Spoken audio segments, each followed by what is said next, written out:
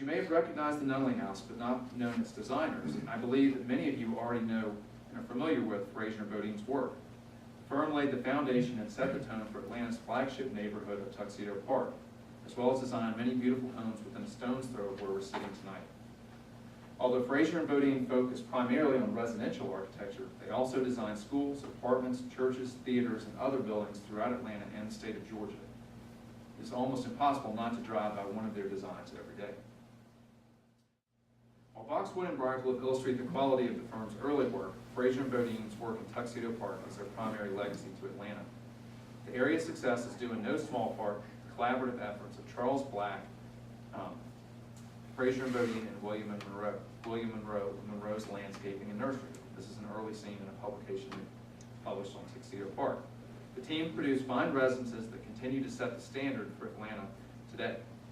Much of the work is featured in the catalog also that I have up here if you'd like to look. Frazier and Bodin, published in the 1930s. Frazier and Bodin developed quite a relationship with both Blacks, Charles Sr. and Charles Jr., the builder. Frazier designed the original gates in 1911, and the firm designed the majority of the houses for both, or designed the houses for both Blacks and many of their family members. The firm designed 32 houses that were built in Tuxedo Park prior to World War II, and Frazier and Bodin set the tone for the entire development.